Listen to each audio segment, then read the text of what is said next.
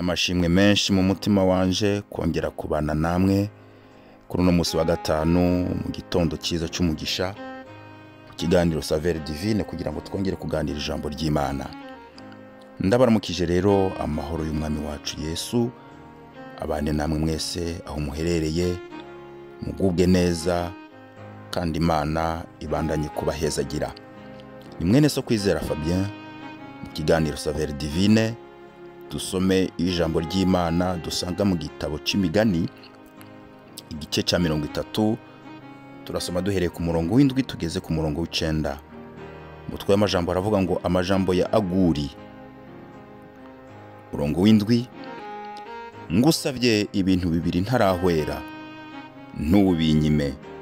Mushire kure y'ibitagira ikimazi bo n'ibinyoma, ntumpe ubworo, ntumpe ubutunzi. Ngaburire ibyo kurya dukwiranye, simpave mpimba nabi nkakwihakana nkavuga ntuhoraho niki, kandi noye kuba umworo ngahava niba ngatukisha izina ry'Imana yanje. Imana itugirire neza. Guhera ku munsi wa mbere kugeza kuri uno munsi wa gatanu, Imana yaduhaye kuganira kuri rino jambo rivuga ngo kutibagirwa Imana. Muri kino kiganiro Saveur Divine bice mu bakozi b'Imana batandukanye, ku munsi wa mbere, wa kabiri, ku wa gatatu, ku wa kane, dusozere ku munsi wa gatanu dufise ijambo rivuga ngo kutibagirwa Imana. Muri iryo jambo turiko nanjye ndanezerewe kuko Imana ingiriye ubuntu ngo ngire ico ndarivuze ko. Tumaze gusoma aya majambo rero y'uyu muntu w'Imana yitwa Aguri, n'amajambo biboneka ko yariko arasenga kandi yasenze neza. Bene data, uyu mugabo, uyu mukozi w'Imana asenga biboneka ko yari afise impungenge nyinshi. Yabona ko umwanya uwo ari wo wose ko bishoboka ko ashobora kwibagira Imana. Ndagomba ndakubwire ngo mwene data, birashoboka ko umwanya uwo ari wo wose ushobora kwibagira Imana. Ubuzima urimwo birashoboka ko umwanya uwo ari wo wose bushobora kukwibagiza Imana. Ndabira nawe ingene yasenze avuga, biboneka ko yitegereje akabona abamutangiriye imbere, abamubanjirije harabihakanye Imana. Amaze kubyitegereza, Aguri asanga mu byatumye abantu bibagira Imana hariho kuba mu bigeragezo, kwikorera imitwaro ikomeye, guca mu bihe bibi byo mu buzima. Ibyo bihe bibi navyo nagomba ndababwire ngo nta numwe ari munsi y'izuba adashobora guca mu bihe bibi. Nta numwe ari ahantu hatagera amakuba, hatagera ibibazo. Amaze kubibona arabona ngo mu makuba nabonye, mu bibazo nabonye, harimo ikibazo gikomeye c'ubukene, ikibazo gikomeye cyo kwikorera umutwaro w'ubukene. Ubworo burashobora gutuma umuntu yibagira Imana, ugakena rwose, ukabura ibigutunga, ukabura ibyo urya, ukabura ibyo wambara, ukabura ibitunga abana, ukabura amafaranga yo kurihira abana ngo baje mu ishure, ugwaye cyangwa ugwaje nturonke ingene ushobora kwivuza, mbere nturonke naho ushobora kuba, nturonke inzu. Hariho abantu batagira n'amafaranga yo gupanga, yo gukotesha. Agura byitegereje aravuga ngo iyo umuntu ari muri iyo situation, ari muri ibyo bibazo, biroroha canke birashoboka ko ashobora kwibagira Imana, agakena, akagera kure, umutima we ukagerera kure cyane. Ngo uyo muntu birashoboka ko yibagira Imana. Asenga avuga ngo Mana, ndagusabye ubworo, ubukene ubunyigize kure, kugira ngo sinze ndakwibagire, sinze mbe kure yawe. Uyu munsi mwene data urashobora kunyumva uri muri kino kibazo wikoreye umutwaro w'ubukene, wabuze amafaranga yo kuriha inzu, wabuze amafaranga yo kurihira abana ku ishure, wabuze amafaranga yo kugura n'agahuzu wambara, wabuze n'icyo ushobora kugaburira umuryango, birashoboka. Ariko mwene data, nagomba ndakubwire ndakuremesha mu ijambo ry'Imana ngo Imana data wa twese ishobora kugaburira inyoni zo mu kirere zitarima, zitimbura, akazibeshaho. Wewe rero uruta inyoni zo mu kirere. Wihangane, komera ku mwami wacu Yesu Kristo, Imana izogutabara. Ariko muri icyo kigeragezo urimwo, ntureke Imana, ntiwibagire Imana. Ni Imana y'inkomezi, ni Imana y'imbaraga. Abandanya asenga Aguri, aravuga ngo kandi ntuzompe n'ubutunzi, ubutunzi bw'umurengera, ubutunzi bwo kugira ibirara hanze n'ibirara mu nzu, kugira ibikwegana, kugira ama etaje agerekeranye, kugira ibimodoka bihinda hirya no hino, kugira amaduka yuzuye ibidandazwa. Agura byitegereje aravuga ati iyo umuntu atunze ibyo byose, iyo atagiriye ubuntu n'Imana, iyo atabaye umunyabwenge, arashobora kwibagira Imana. Arashobora kurya, arashobora kunywa agahaga, yicaye muri foteye, yicaye mu modoka nziza, yicaye mu ndege, akavuga ngo mbega Imana ni iki? Ibyo birashoboka.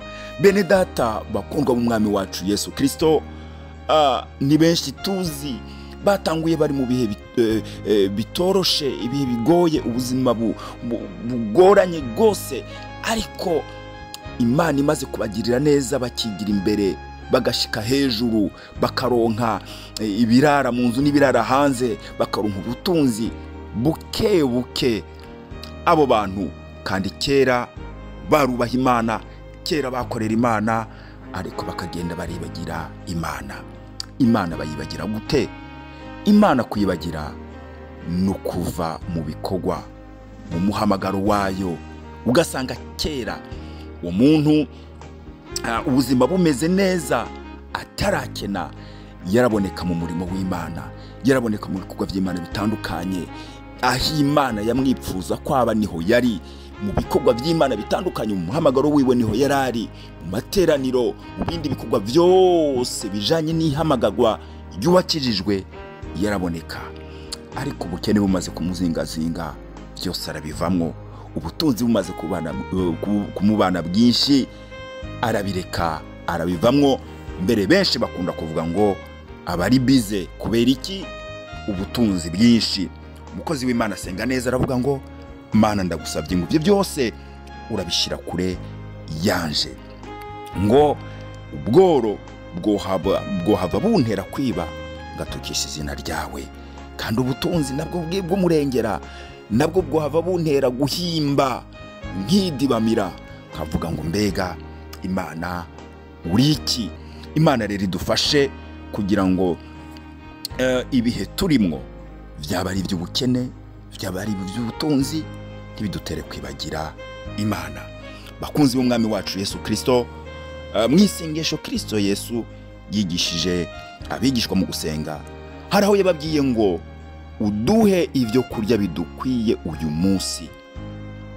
Iyo dufise ibidutunga, byari bikwiye kutubumba, bikanyura imitima yacu, bigatuma tugubwa neza mu mwami wacu Yesu Kristo. Bene data, biraboneka ko byoroshe ko umuntu yizeye Kristo ashobora guhindukira akibagira Imana. Twumvise ibi bitera, nagomba rero ngo usubize amaso inyuma, raba neza, mbega ntaho wibagiye Imana? Aho Imana iguheruka uri, mbega uyu munsi ni uri? Amagorwa, ibibazo n'ibyipfuzo birashobora gutuma umuntu yegera Imana. Birashoboka. Mu isi hose ahatandukanye, ibihugu bitandukanye, tumaze hafi imyaka 2 turi muri kino cyorezo cya COVID-19. Abantu benshi barasenze, begera Imana mu gihe cyari kigitangura ibintu bikomeye. Twese tubona urupfu hirya no hino, mbere turanahiga n'imihigo turanagambira n'ibyo tuzokora hamwe Imana yidutabara tukaronka agahengwe. Uyu munsi bene data ngerageje gukurikirana amakuru y'ibibera mu isi, nuko agahengwe kariko karaboneka mu bihugu bitari bike. Amasengero yarongeye gukora mu bihugu bitari bike, abadandaza barasubiye kudandaza mu bihugu bitari bike, ibikorwa bitandukanye byarasubiriye gukora. Mbega uko wegereye Imana mu gihe cya COVID-19, uyu munsi ko Imana ikugirire neza, agahengwe kakaba karabonetse, mbega ntitwibagiye Imana? Mbega umuhamagaro wawe uhagazemwo neza? Bene data, aka gahengwe turonse reka dutere kwibagira Imana, reka dutere kwibagira Imana. Ni wibuke ibyo wasezeraniye Imana, wibuke amajambo wavuze usenga Imana mu bihe bitoroshe waciyemwo, uretse gusa ni COVID, ariko no mu buzima busanzwe waciyemwo. Wibuke rero ntihagire ikikwibagiza Imana, umuremyi wacu. Birashoboka rero ko ushobora kuba waribagiye Imana bivanye n'ubuzima waciyemwo, bwaba bwiza canke bubi, na cyane cyane ko twabonye ko ubuzima bubi burashobora gutuma umuntu yibagira Imana, ubuzima bwiza burashobora gutuma umuntu yibagira Imana. Nakanya keza rero ko gusenga Imana kugira ngo Imana itubabarire aho twayibagiye. Kandi birashoboka ko nawe wumvise ubu butumwa bwiza utarakira umwami wacu Yesu Kristo. Nagomba ndakubwire ngo amahoro nyayo, umunezero ushitse, kugubwa neza, ubugingo budashira bubonekegwa muri Kristo Yesu. Nawe ndakwinginga kandi ndagushishikariza kwakira umwami wacu Yesu Kristo, kwihana no kwatura ibyaha kugira ngo izina ryawe rikugwe mu gitabo cy'urupfu ariko ryandikwe mu gitabo cy'ubugingo. Dusozere dusenga Imana. Mana Data wa twese uri mu ijuru, kubw'izina rya Yesu Kristo umwami wacu turagushimiye. Bene data bose mwumvise rino jambo, kumvise mwami yarakwibagiye bivanye n'ibyo yaciyemwo, dusavye imbabazi zawe zidutwikire kandi ushize kutugira neza muri byose. Kandi sengeye n'uyu yihanye mwami akakwakira nk'umwami n'umukiza, wakire umutima wiwe umweze kandi umutunganye. Ndasenga ngo izina ryiwe ryandikwe mu gitabo cy'ubugingo, guhere kuri uno munsi yitwe umwana w'Imana isumba byose. Turagushimiye mu izina rya Yesu Kristo umwami wacu, amen.